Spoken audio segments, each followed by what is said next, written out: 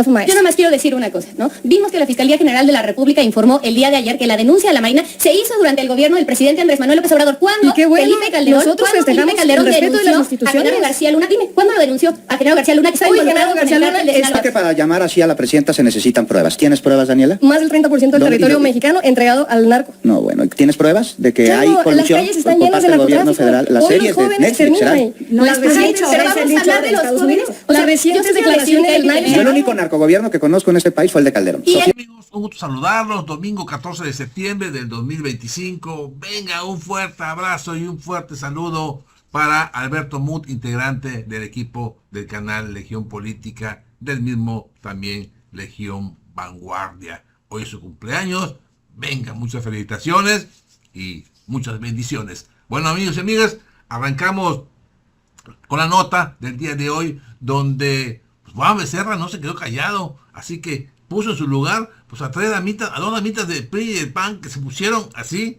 maquiavélicamente, mal, muy mal, perdieron el piso y se pusieron a gritar. Así que se puso candente en la mesa de debates, lo cual comparto con ustedes con mucho gusto, lo vemos y lo platicamos. La de Acción Nacional con respecto al paquete económico y fiscal 2026 que se entregó hace unos días al Congreso de la Unión. Claro, pues desde luego Morena quiere llevar el país a la quiebra. Esta semana lo vimos que se presentó el paquete económico del 2026, que sin duda es sumamente importante porque nos habla del dinero que puede recaudar el gobierno y además de que se lo puede gastar. Si queremos educación, necesitamos dinero. Seguridad, necesitamos dinero. Salud, necesitamos dinero. El tema con esto es que no vamos a tener para el próximo año. ¿Por qué? Porque Morena pretende endeudar a nuestro país con más de 1.8 billones de pesos, que traduciéndolo, cada persona, cada mexicano tendrá una deuda de 151,000 pesos. Y el problema es que el gobierno va a estar gastando este dinero en pagar la deuda y no en invertirlo en lo que de verdad necesitamos las personas. Perdón, Daniel. De nuestro país. ¿Pero quién generó esa deuda? A ver, en 200 años de nuestro país habíamos tenido una deuda de 10 billones de pesos. Y en los últimos 7 años, gobernados por Morena, se ha duplicado completamente esa cifra. Y a la par, bueno, pues ¿qué es lo que está pasando? Sí. Ah, que tienes un minuto todavía para ver. Disculpa. Es que, perdón, no te expliqué las reglas. Sí, y los dos sí. minutos acaba de llegar, Daniela. Tienen 2 minutos y yo les voy dando tiempo. Bien. Tienes un minuto. Ok. No te quité ni un segundo, ¿eh? Sí, muchas gracias. A Juan. ti. En verdad, bueno, lo que estamos viendo es que prefieren endeudar el país antes de que en verdad estar invirtiendo a lo que más necesitamos como personas, en educación, en salud, en seguridad. Y el verdadero rostro que hemos visto es el del huachicol fiscal, en el que prefieren estar endeudando el país antes que prevenir que el huachicoleo fiscal esté debilitando tanto el erario público de nuestro país. Con ello, pues este escándalo nos demuestra que Morena, el verdadero problema no es que falte dinero, sino es la corrupción y es la complicidad del mismo poder. Andrea Gonzaga, de Movimiento Ciudadano. Muchas gracias, Juan. ¿Qué te parece el paquete económico fiscal presentado? Pues mira, primero tengo que decir que hoy llegó más temprano Camila de lo que llegó el paquete fiscal. Llegó a tiempo, ¿no? Sí. Lo que quiero hacer es empezar haciendo una pregunta. Cuando nosotros vemos que hay una falla en algo, ¿por qué lo seguimos apoyando? ¿A qué me refiero? Y quiero hablar de la cosa que más le duele a los mexicanos, que es la seguridad. Hace un par de semanas yo decía que en estas encuestas que salen relacionadas con la aprobación de la presidenta, decían el 22%, que el mayor error había sido en temas de seguridad. Entonces, retomando, esta semana vimos el tema del huachicol fiscal y vimos que es el ejército el que está relacionado con estas cosas, la Marina, y no es el primer hecho que encontramos. Entonces, ¿por qué le seguimos dando presupuesto a esto? Y se lo reducimos a la seguridad ciudadana en un 12%, que hemos visto que es justo quien está trabajando en estas operaciones que han empezado a dar resultados. Un minuto. Segundo punto que sabemos que le duele a la gente, el tema de salud. Sabemos, después de también el informe que ya discutimos aquí relacionado con la pobreza por parte del INEGI, que esta piedrita en el zapato que sigue teniendo el gobierno de Morena, el tema de derechos, es la salud. Entonces la pregunta es, ¿por qué lo seguimos teniendo a la baja ahora con un 3%? 40. Sobre esto también tenemos que hablar del tema de los refrescos y el cigarro, que si bien es un hecho que hacen daño a la salud de las y los mexicanos, también es un hecho que, número uno, el subir el impuesto no ha demostrado necesariamente que haya una reducción del consumo, y por otro lado, este daño que se hace a la salud no deberían de absorberlo las familias mexicanas, que esto va directamente a sus bolsillos, deberían de absorberlo las empresas, que son quienes están generando este daño. Y además quiero aquí introducir un tema, esto tiene que ver con 7 de los compromisos de Claudia Sheinbaum, que no necesariamente se ven traducidos en el presupuesto que presentó. Sofía Carvajal, del PRI, por favor. ¿Cómo ves el paquete económico y fiscal 2026? ¿Cómo lo ve el PRI y cómo lo ves tú? Lo vemos en el PRI como un discurso triunfalista, lo repito y lo vuelvo a decir, una narrativa falsa, en donde esta administración presenta un paquete que parece más diseñado para la campaña electoral que para cuidar el dinero de los mexicanos. Si sus apuestas fallan, no será el gobierno ni Morena que van a pagar el precio. Lo va a pagar la gente, con menos empleo, con menos apoyo social y con un futuro endeudado por malos cálculos y promesas incumplidas. Por 7º año consecutivo le reducen el presupuesto a salud, a seguridad y a educación. El país no está creciendo, el país sí está quebrado. Y es por eso que inventan estos impuestos, que les llaman ellos impuestos saludables, que por supuesto que muy lejos de reducir el consumo de estos refrescos y del cigarro y todo eso, lo que va a generar es que haya un mercado negro. ¿Sí? Eso es lo que van a generar. Y estos impuestos que van a recaudar a propósito de estos impuestos, en vez de ponerlos en una bolsa que sea para contingencias, como por ejemplo desastres naturales, la están metiendo en el gasto corriente. En salud, y eso los va a hacer que estén dependiendo de estos impuestos perennemente durante los siguientes años. Son impuestos nuevos a raíz, a raíz de la quiebra. No tienen recursos, ya no tienen cómo seguir regalando el dinero. Pero, digo, se dirigen a salud, no al gasto general. No están dirigiendo a salud, están etiquetados. Oye, pero la salud es un desastre. No me digas que le van a dar más a salud. Qué bueno que hay más recursos para salud, oye, Camila. Pero todo y si no hay corrupción y si no se los roban. Creo que este paquete nos demuestra tres cosas fundamentales. Primero, ha funcionado la política de austeridad republicana, ¿no? Tenemos nosotros garantizados que ya no estamos en el despeñadero como se gastaba durante los gobiernos del PRI y el PAN. Esa parte ha sido muy importante para poder tener una mayor entrada de recursos económicos que se puedan redirigir a lo importante. ¿Y qué es lo importante? Principalmente dos cosas. Uno, la generación de infraestructura. Este paquete económico, ¿no? Lo que prevé es que se pueda hacer toda la red ferroviaria que desde el gobierno del presidente Andrés Manuel López Obrador se había hablado, ¿no? Entonces, México-Pachuca, México-Querétaro, Querétaro-San Luis, todas estas redes de trenes que además lo que han demostrado no solamente es una mejora en la generación de empleo, sino mayores inversiones en el país. Por otro lado, están garantizados los derechos, ¿no? Están garantizados los programas sociales, en contraste con lo que están queriendo decir aquí del PRI y el PAN. Hay un aumento en, digamos, el gasto el sistema de salud, pero sí quiero decir dos cosas, ¿no? Primero, este impuesto que se habla a las refresqueras, sí quiero decir que México es el país del mundo donde más se consumen refrescos. Y ustedes se recordarán, cuando estaba la pandemia aprendimos una palabra que se llama comorbilidades, ¿no? Que son, ¿no?, aquellas afectaciones a la salud que tiene que lo hacen a uno pues más vulnerable ante enfermedades. Les quiero decir que México es uno de los países del mundo donde más gente se muere por diabetes, ¿no? O sea, poder tener un gravamen para este tipo de productos es importantísimo. Y a diferencia de lo que estaba diciendo aquí Movimiento Ciudadano, en Reino Unido, en Sudáfrica y en Estados Unidos, cuando se han generado estos impuestos, ha bajado el consumo entre el 10 y el 52%, ¿no? Este es un impuesto a la enfermedad que es importantísimo. Y nada más decir por otra cosa, ¿no? Hablan aquí de un endeudamiento y tal. Sí les quiero decir que de la OCDE, México es el tercer país que tiene mejor deuda, digamos, ¿no? Y que la deuda, si tú lo comparas, por ejemplo, con casos como Estados Unidos, con casos como Japón, la deuda está en México a la mitad o a una cuarta parte.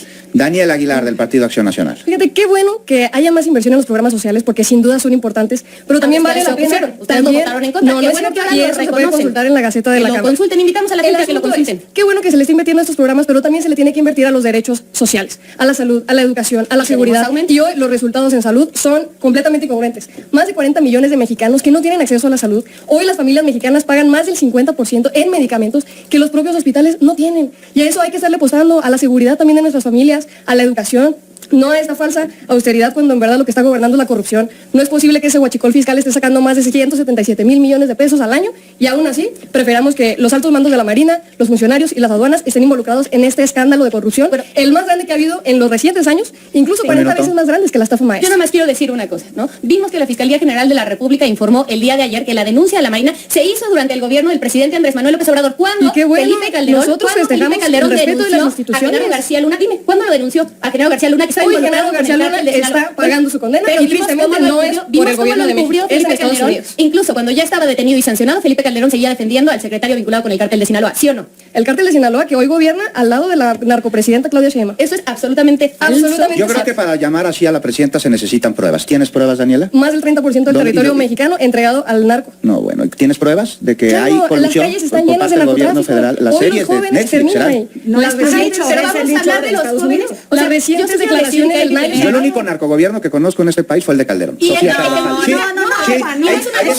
A ver, bien eso. Es que tú tienes también tu sesgo, Juan, pero te voy a decir una cosa. Y tú no tienes el tuyo. Yo tengo mis convicciones. Yo también tengo mis convicciones. ¿Cuál sesgo? La generación de infraestructura de la que hablas, Camila, todo este endeudamiento extra que estamos teniendo se va a ir a las obras faraónicas de Andrés Manuel López Obrador, que han resultado un fracaso, son un fracaso, de verdad. Pero ¿cómo va a ser un fracaso? Están involucradas con compras, compras corruptas de los hijos de Andrés Manuel López Obrador y de muchos políticos de Morena. Nada más un temita. El Tren México-Toluca, que Enrique Peña Nieto prometió que iban a entregar, jamás entregó, lo terminó haciendo el gobierno de la Cuarta Transformación porque la corrupción del PRI no les permitió terminarlo. Discúlpame, ese es un otro dato que manejan ustedes. Este paquete económico no es una hoja de ruta, es un mapa de riesgos. No fortalece a México, lo condena al estancamiento y a más deuda.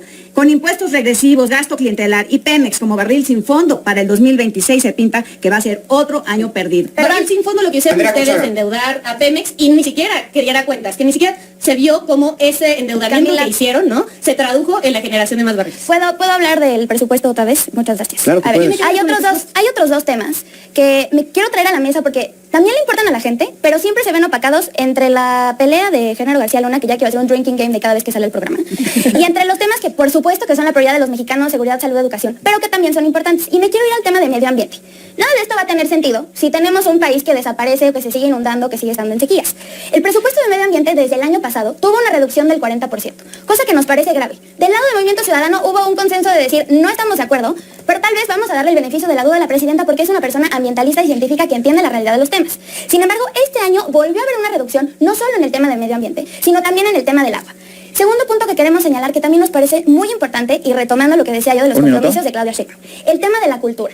Muchas veces pensamos que la cultura no es importante. Sin embargo, retomando lo que estábamos diciendo, que si la narcopresidenta o no narcopresidenta, la realidad es que hay una narcocultura en México que no podemos ignorar y que no necesariamente se va a reducir con la reducción de los narcocorridos. Tenemos que darle más cosas a la gente. Si tenemos una reducción en el presupuesto de cultura del 16%, no nada más está viendo esto perjudicado, sino que también la propia Claudia Sheinbaum está yendo en contra de su compromiso 39. Y no nada más eso, también 30. de su compromiso 36. ¿Por qué? Porque estaba diciendo que iba a impulsar la educación. El más afectado en esto es en el INVAL. Y por último, relacionado con los compromisos, seguimos señalando, relacionado con el 58, el 20. aumento que se le iba a dar a los trabajadores de enfermeras, a los docentes, a los militares y a los soldados. Queremos ver reflejado en el presupuesto esto, que ya está aprobado y falta la declaratoria por parte del Senado, que sigue sin hacerse una realidad en los bolsillos de los trabajadores mexicanos. De lo que Camila no- Martínez. De lo que no está hablando Movimiento Ciudadano es, por ejemplo, de la inversión que se está dando al Instituto Nacional de Antropología e Historia, que había estado durante muchos años ahogado porque no tenían suficiente presupuesto. Tampoco hablan, por ejemplo, de toda la inversión que se está haciendo en investigación y generación de un montón de tecnologías que nos van a servir para temas medioambientales. Por ejemplo, los coches o línea, ¿no? Que va a ser el primer automóvil eléctrico hecho en México. Entonces, esa parte me parece muy importante, quizá no la tenían